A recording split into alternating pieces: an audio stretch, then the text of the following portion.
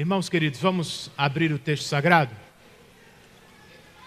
Vocês já sabem, é Eclesiastes, e hoje pela manhã nós chegamos ao capítulo de número 9.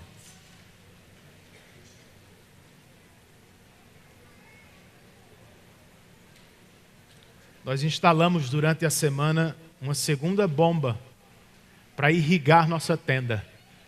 Eu queria saber se ela está funcionando. Os irmãos da diaconia. Tá não, né? Que bênção. Oremos para que ninguém passe mal hoje de novo. Eclesiastes, capítulo de número 9. Nós vamos estudar nesta manhã do verso 1 ao verso de número 10. Passando ao lado de um cemitério, eu reparei quando Cael, do nada, fez o sinal da cruz.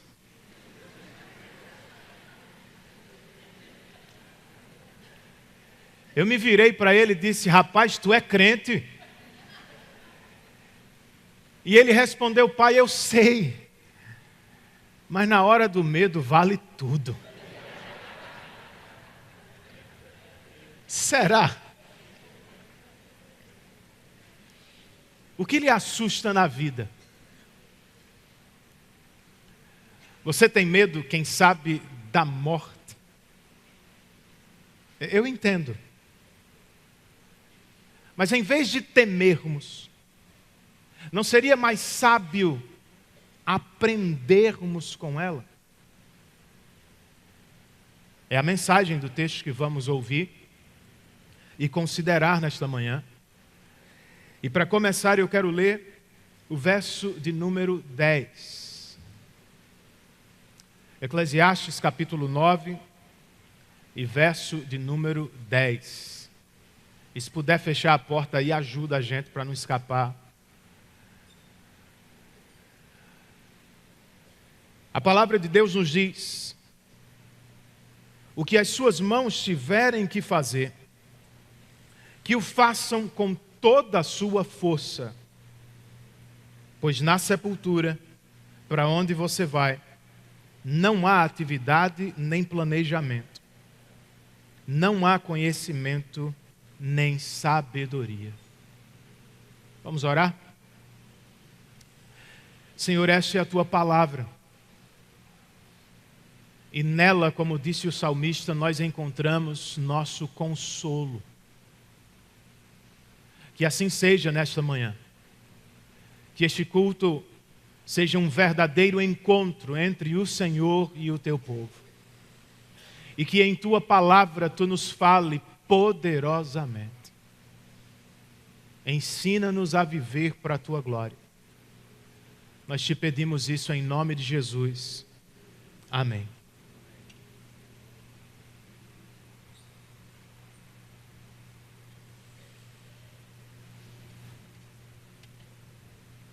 Irmãos queridos, a passagem diante de nós é feita de duas reflexões e uma instrução.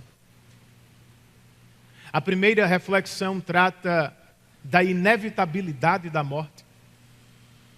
A segunda destaca a vantagem dos vivos. E ao fim do texto, nós temos uma instrução sobre como viver à luz da morte. Isso é sabedoria. Sábio não é quem vive com medo de morrer. Sábio, segundo a Bíblia, é aquele que aprende com a morte a viver melhor para a glória de Deus. Pastor, mas o que significa na prática? Por que deveríamos parar para ouvir, considerar, falar sobre a morte? De acordo com o pregador de Eclesiastes, nós devemos aprender com a morte porque ela é certa. Essa é a primeira coisa.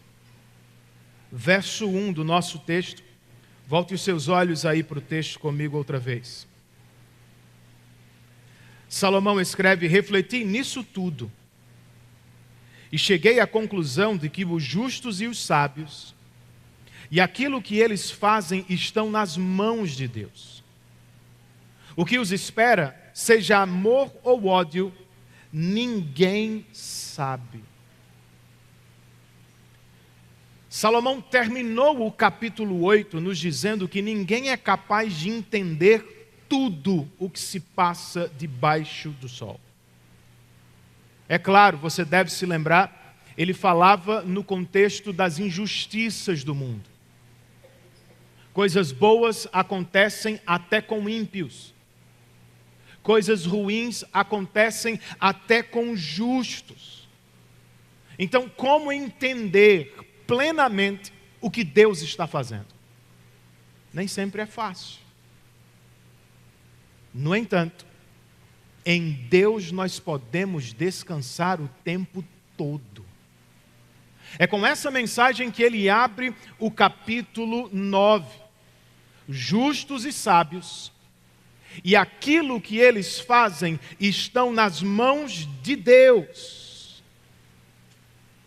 Com estas palavras, escreve um comentarista: o sábio deixa o povo de Deus no melhor lugar do mundo, nas mãos de Deus.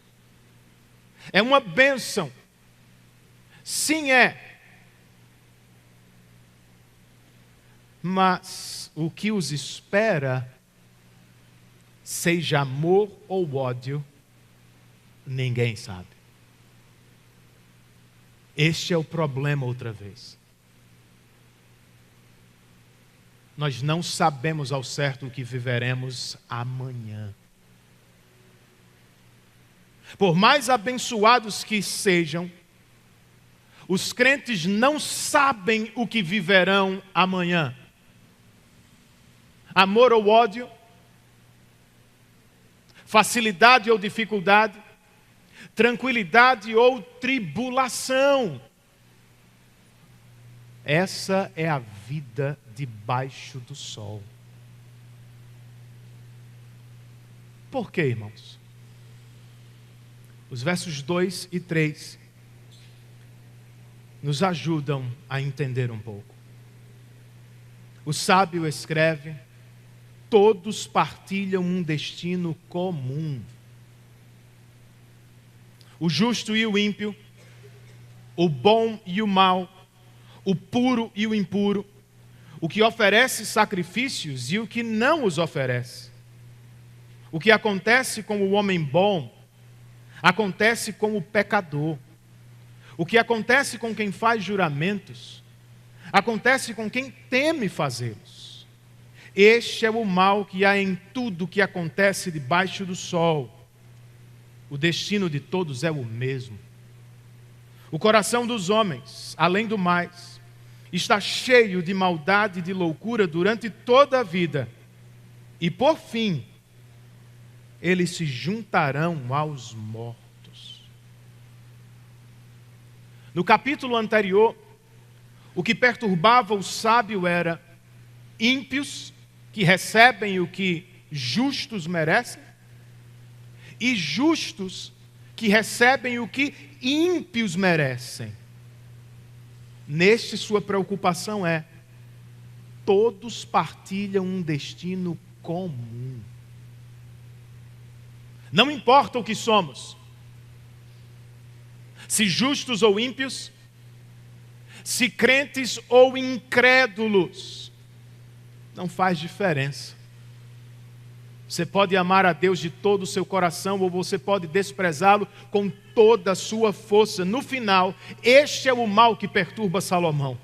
O destino de todos é o mesmo. É a morte. Qual a razão para isso, gente?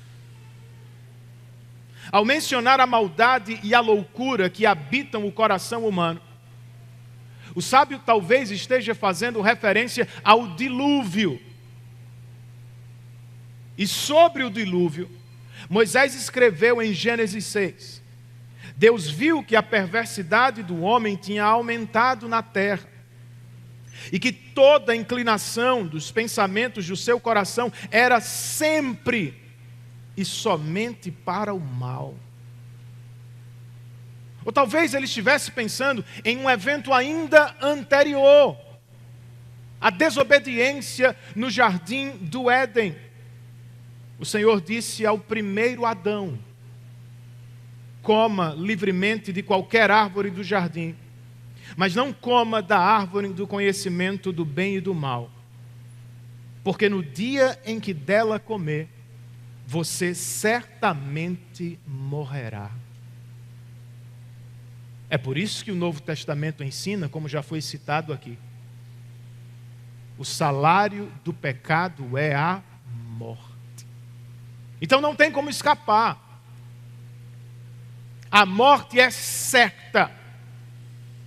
Sejam justos ou ímpios, crentes ou descrentes, todos são obrigados a enfrentá-la como parte da maldição do pecado. E agora, irmãos,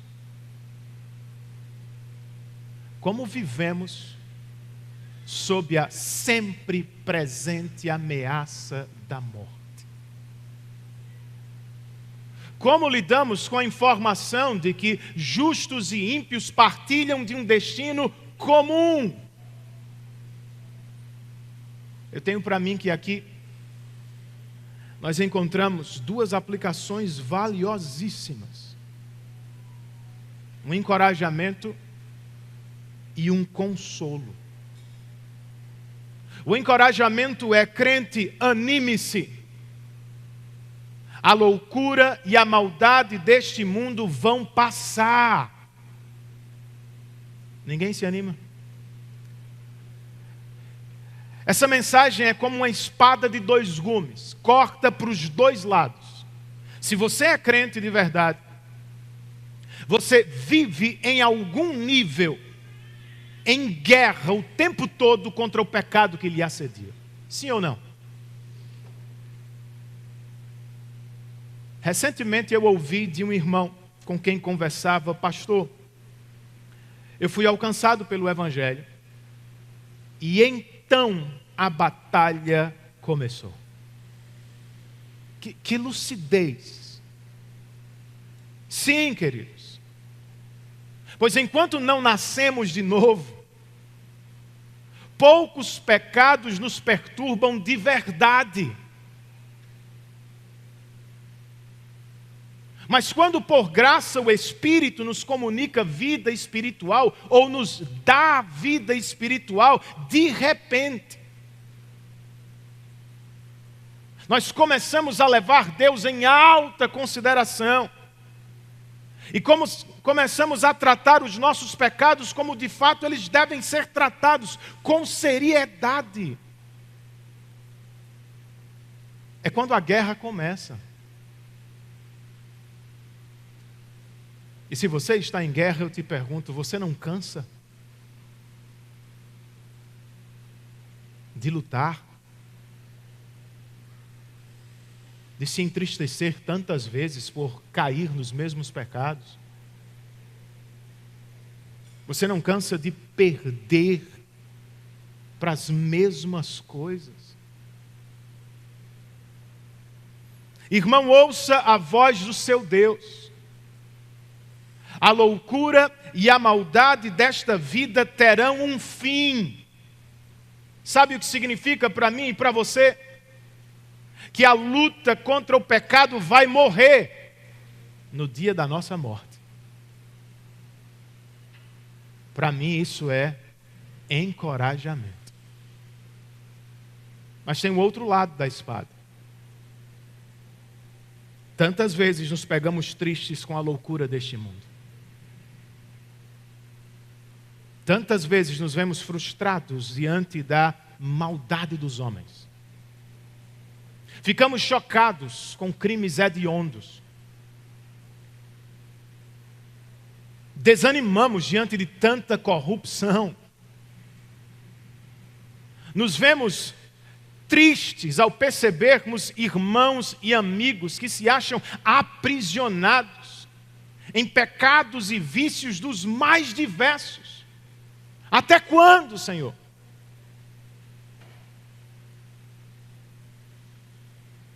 A voz do Senhor nos diz: o coração dos homens está cheio de maldade e loucura durante toda a vida.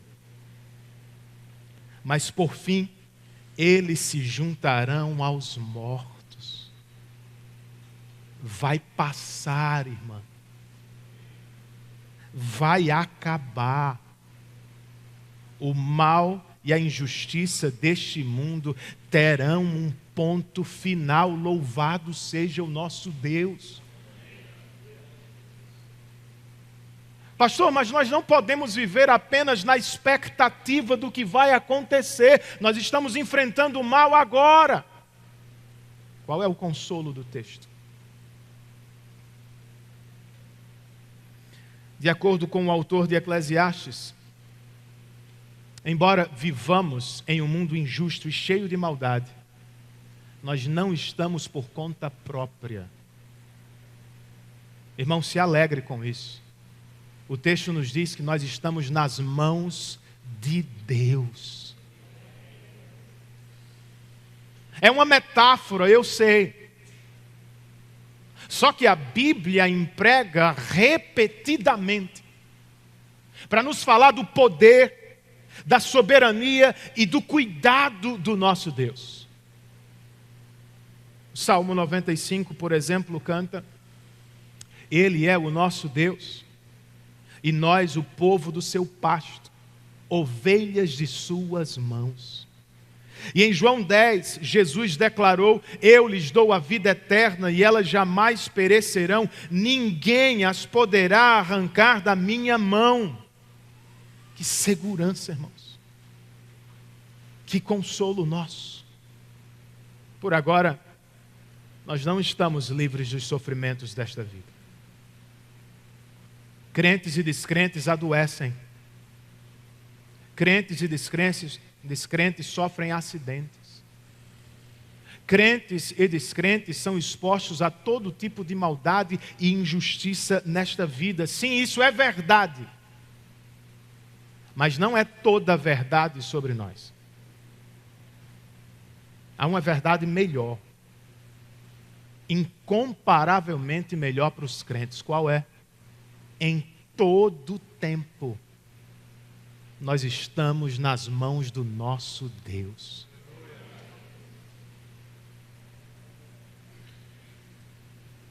Ele é o nosso supremo pastor, que cuida de suas ovelhas. É o Salvador bendito que guarda o seu povo em segurança até o último dia, irmãos.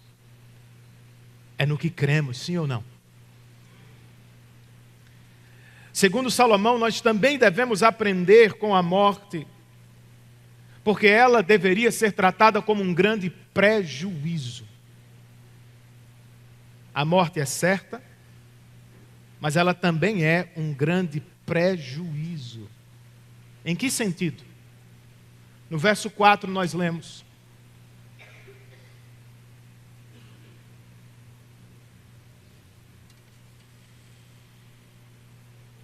quem está entre os vivos tem esperança. Até um cachorro vivo é melhor do que um leão morto.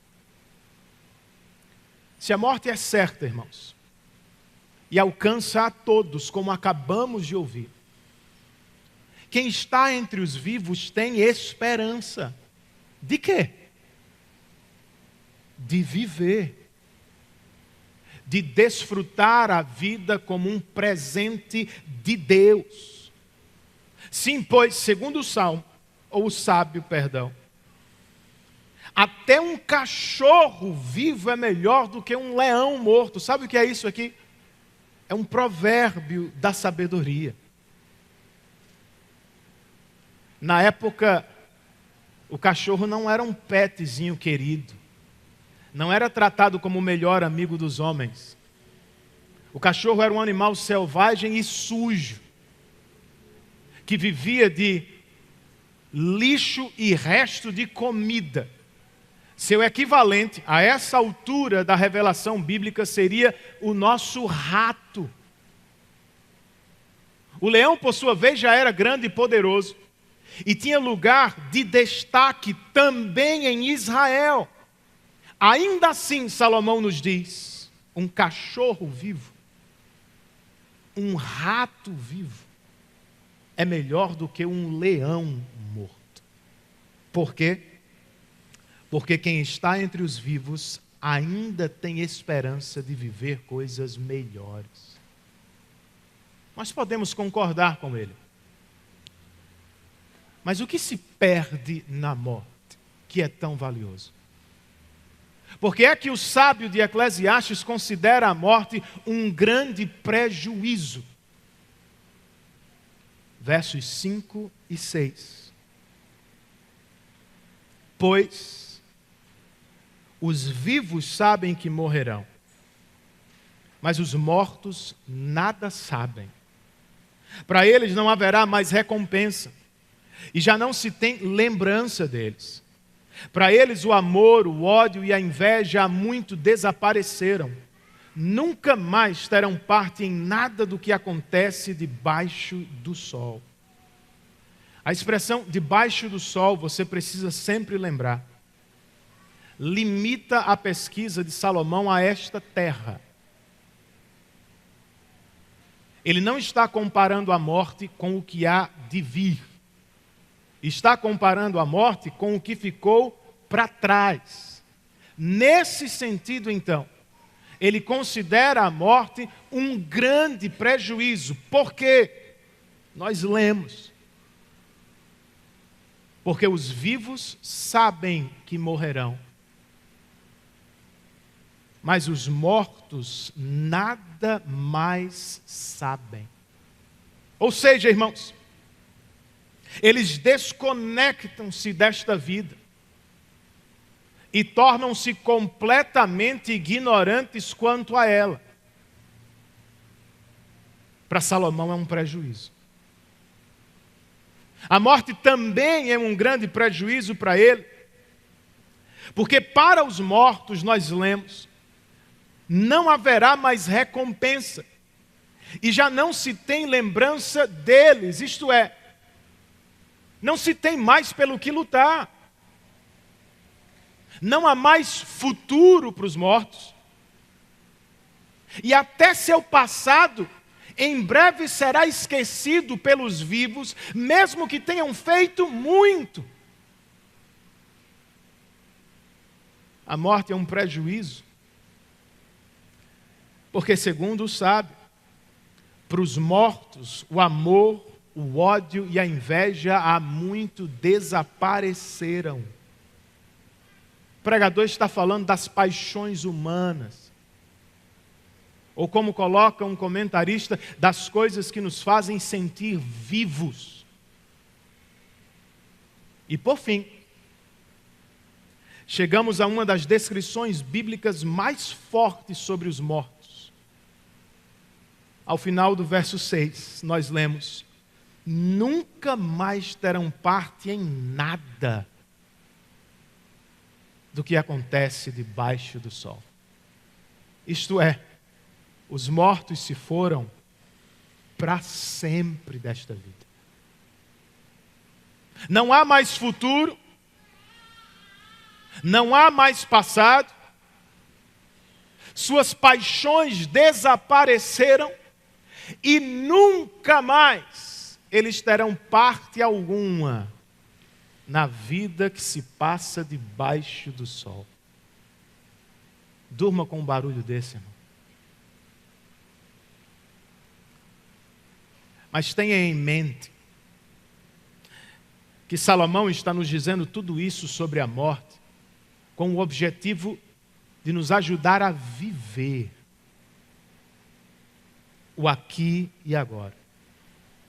Por isso a pergunta que fica é: nós vamos ouvi-lo? Uma de suas lições mais preciosas dessa parte do texto é: valorize o que você tem hoje, amigo. Porque já já a morte chega. e ela vai arrancá-lo das suas mãos. Que tal parar e pensar um pouquinho?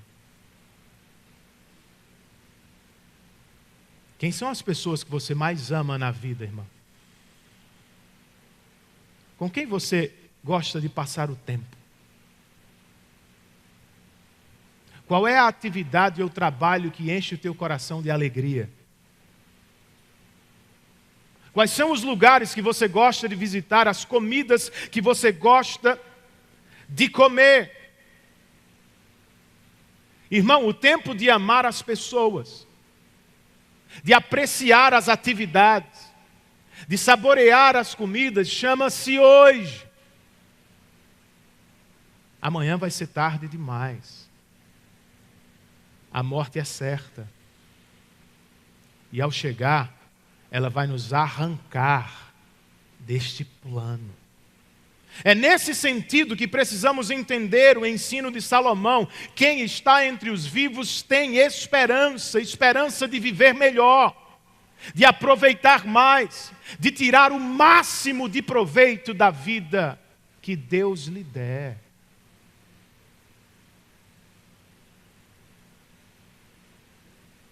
Outra lição que salta nestes versos é: prepare-se para morrer, irmãozinho. A maioria das pessoas foge do assunto. Não é o caso do sábio de Eclesiastes. Ele amava o que alguns chamam de memento mori, lembretes da morte do latim. Sim, porque com a morte se aprende a viver. E quem é sábio de verdade se prepara até para morrer. Como é que alguém se prepara para um troço desse? Colocando a discussão no contexto maior das Escrituras, nós podemos citar, por exemplo, Gálatas 2:20, quando Paulo disse: fui crucificado com Cristo. Assim já não sou eu quem vive, mas Cristo vive em mim. E a vida que agora vivo no corpo, vivo-a pela fé no Filho de Deus que me amou e se entregou por mim. Eis a vida cristã. Eis a vida cristã que nos prepara para morrer. Crucificados com Cristo, irmãos, nós já não vivemos mais para nós mesmos. Nós vivemos como prova de que o Espírito está em ação no nosso coração, para a glória de Cristo e para o bem dos outros. De um lado, nós fazemos guerra contra o pecado e no poder do Espírito nós matamos um por um para a glória de Deus. Essa é a nossa vida. Do outro, nós crescemos em conhecimento e amor por aquele que primeiro nos amou e se entregou por nós na cruz do Calvário. Isso é vida cristã.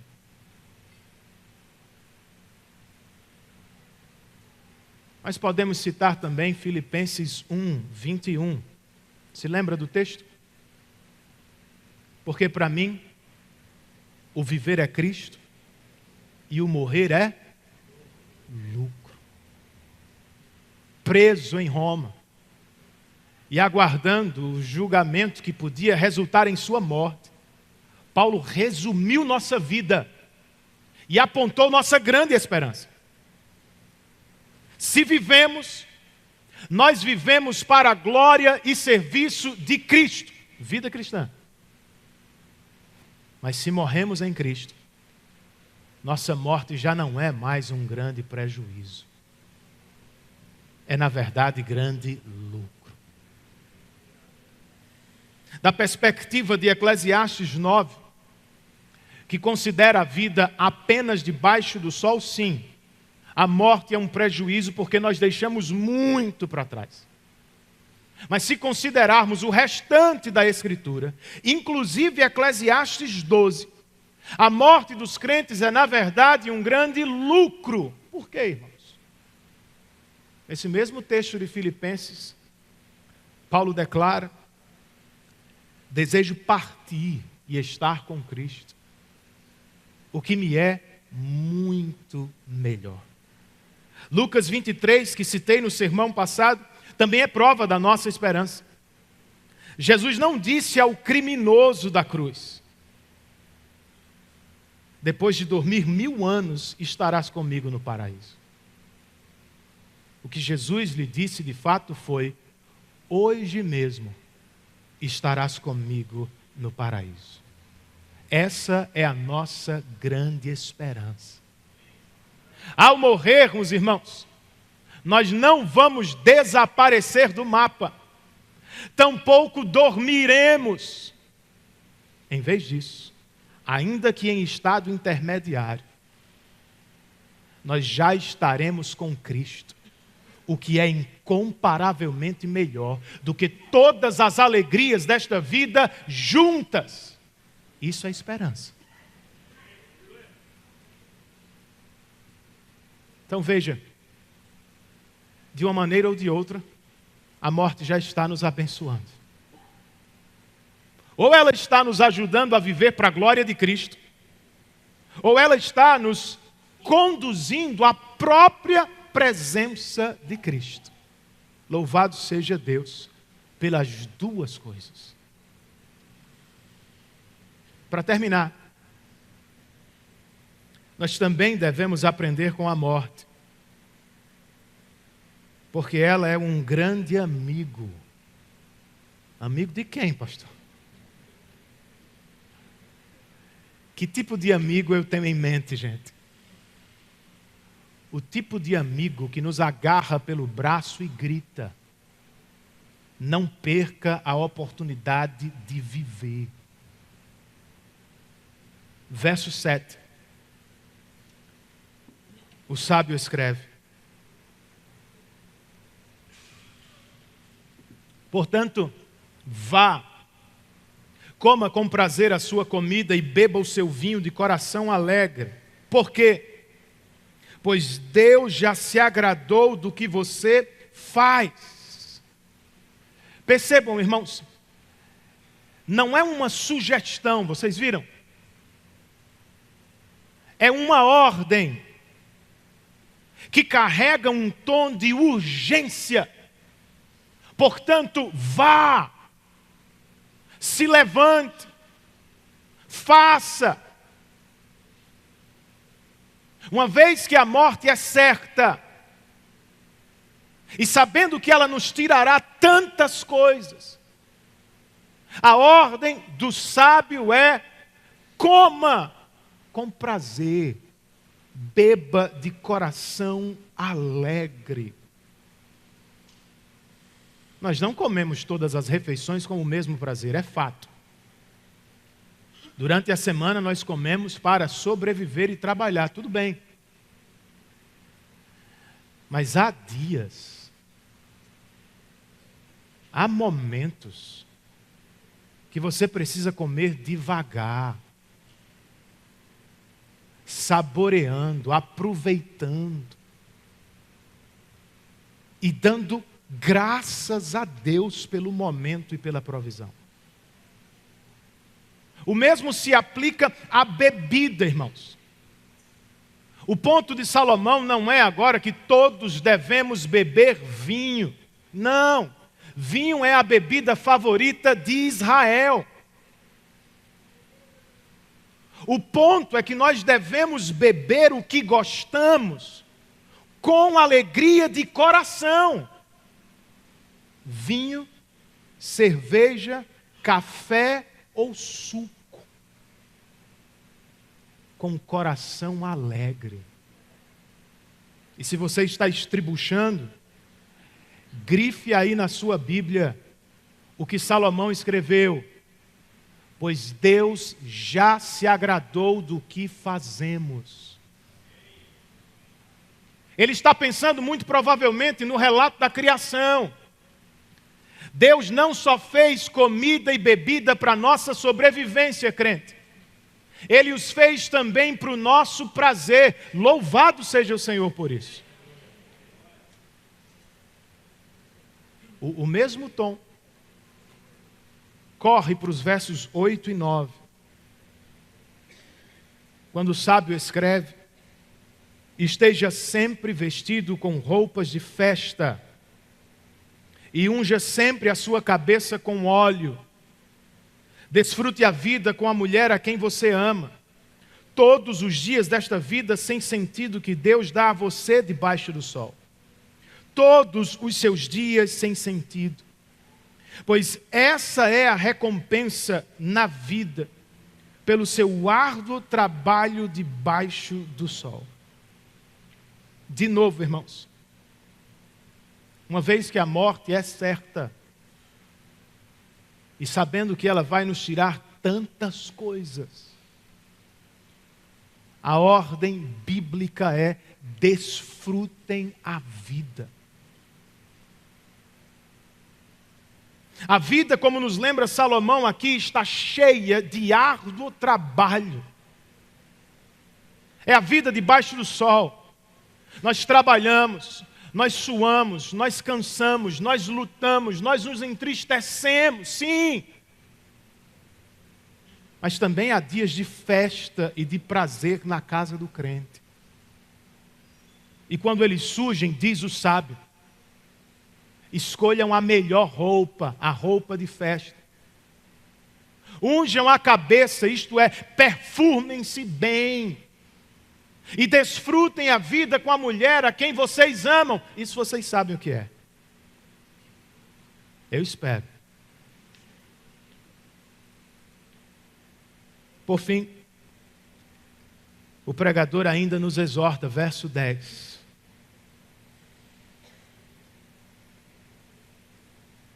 O que as suas mãos tiverem que fazer, que o façam com toda a sua força. Pois na sepultura, para onde você vai, não há atividade nem planejamento. Não há conhecimento nem sabedoria. Você sente a urgência de novo?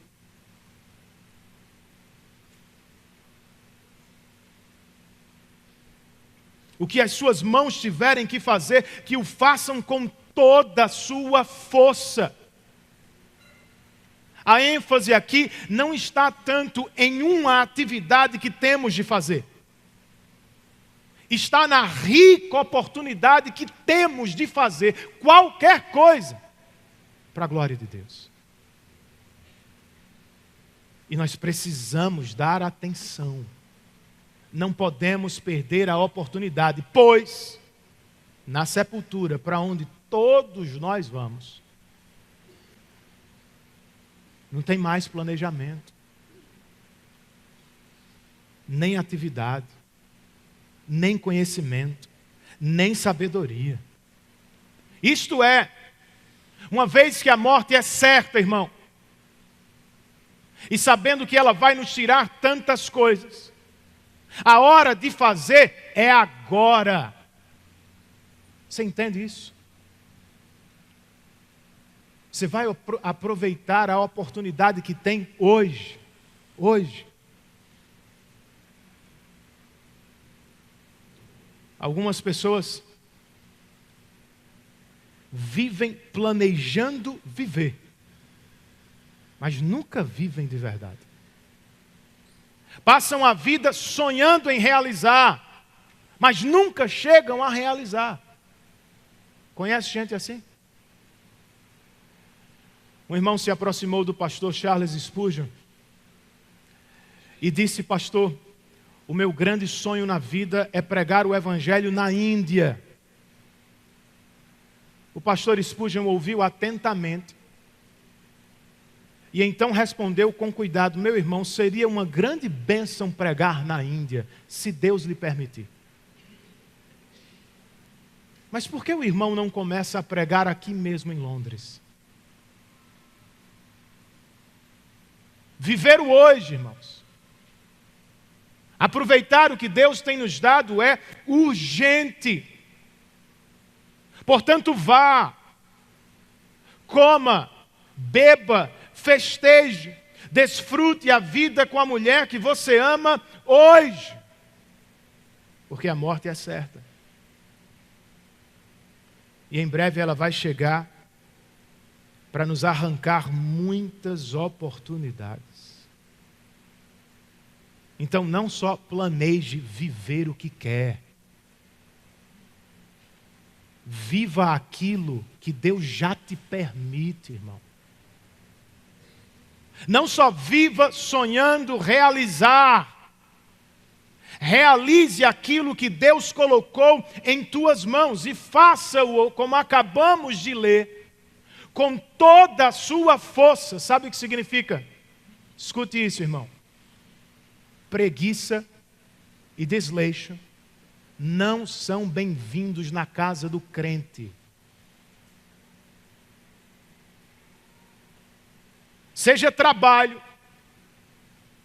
seja discipulado, seja estudar lá fora, seja estudar a Bíblia, desfrutar tempo em família, ou levantar um prédio, qualquer que seja a atividade que Deus colocar na tua mão, nós precisamos dar 100% da nossa força. Afinal, nós vivemos toda a nossa vida para a glória dele. Você pode dizer amém comigo? Isso inclui o desfrutar a vida bacana. Os mais ascéticos podem se incomodar com a mensagem repetitiva de Salomão. Comer, beber, festejar e fazer sexo são as melhores coisas da vida, Salomão. Deixa eu trazer Lutero para a discussão, talvez ele te ajude. O reformador, pregando essa passagem, escreveu: Salomão não está sugerindo uma vida de prazer e luxúria, marcas daqueles que não percebem a vaidade ou o vapor de todas as coisas. O rei de Jerusalém está falando a crentes que sentem a vexação e os sofrimentos desta vida. Ele recomenda a alegria para encorajar corações abatidos. E lembre-se, está aí na sua Bíblia, nós lemos. Algumas versões vão dizer: Deus já se agradou. Outras, Deus já aprovou. Outras, Deus já abençoou. Todas essas coisas. Há muitos crentes que acham que piedade é viver num mosteiro, sem comer, sem beber e em voto de castidade. Mas veja a sua Bíblia. Ela está recomendando e elogiando essas mesmas coisas. Segundo Colossenses, irmãos, ser crente não significa viver no não prove, não faça, não toque. Ser crente, segundo 1 Timóteo, é entender que tudo que Deus criou é bom e que nada que vem das mãos dele deve ser rejeitado. Para citar outra vez o reformador, Lutero ensinava: depois de um dia de trabalho honesto,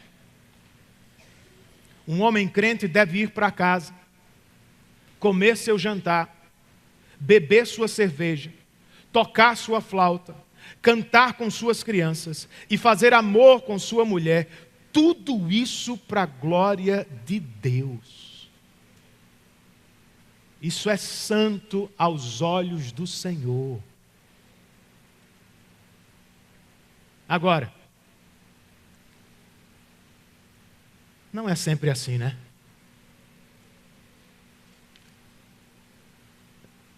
Não é tão simples. Porque o pecado, irmãos, atrapalha tudo. Confunde e distorce todas as coisas.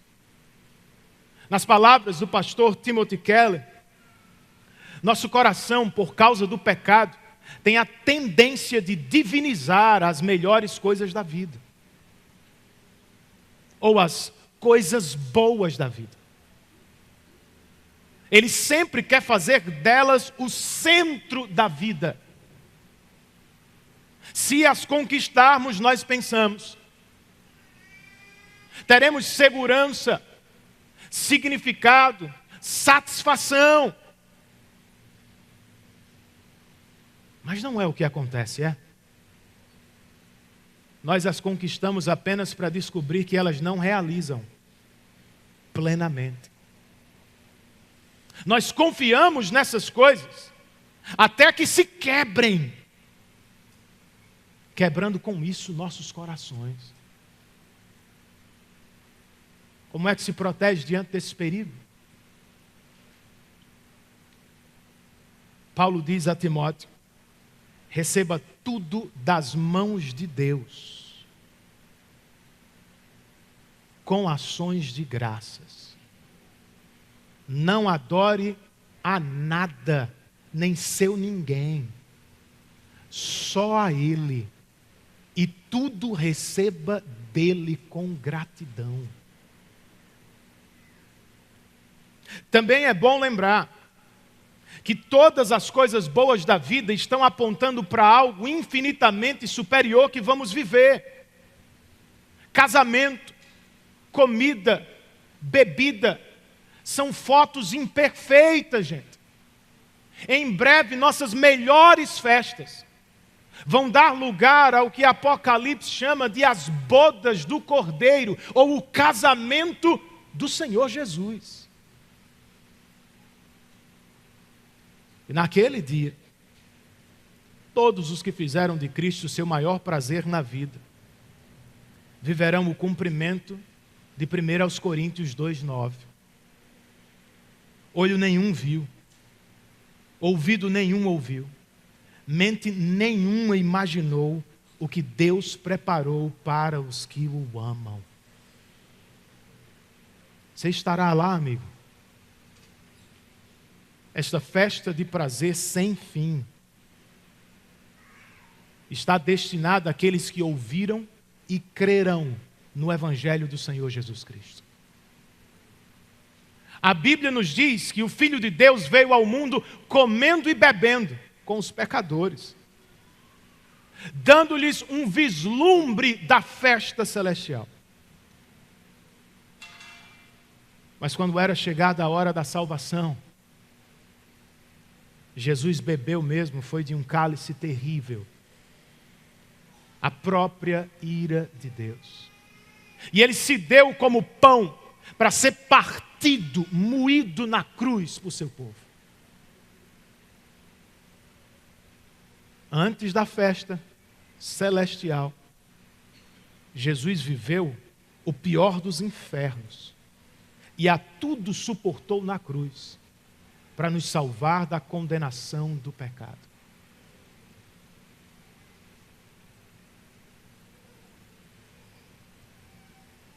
Se o Espírito estiver convencendo você,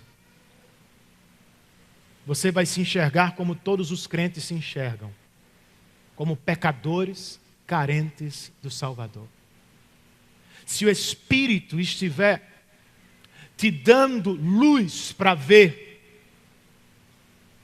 você vai ver a Cristo como este Salvador bendito, que pode te salvar da ira vindoura e que pode te encher de alegria e prazer nesta vida. É como vamos enfrentar, irmãos, as durezas desta vida e, enfim, a morte quando ela chegar. De novo, eu não sei se, como disse ao início, você tem medo dela. O que sei é que é melhor aprender com ela. Sábio é quem ouve os seus lembretes e os atende com atenção. O ex-secretário da Casa Branca, um homem por nome de Tony Snow, depois de 5 semanas de tratamento contra o câncer, voltou ao trabalho e, como primeira tarefa, ele deu uma entrevista. E na ocasião o que disse foi: nem todos sobrevivem ao câncer, mas todos nós recebemos a vida como um presente que deve ser desfrutado da melhor maneira possível. Que assim seja na tua casa, que assim seja na minha casa. Que aprendamos com o lembrete da morte hoje e que vivamos todos os dias da nossa vida para a glória de Deus, para a alegria nossa e a alegria das pessoas com quem convivemos. Curve a sua cabeça comigo, feche os seus olhos e tenha um tempo de oração respondendo à palavra de Deus.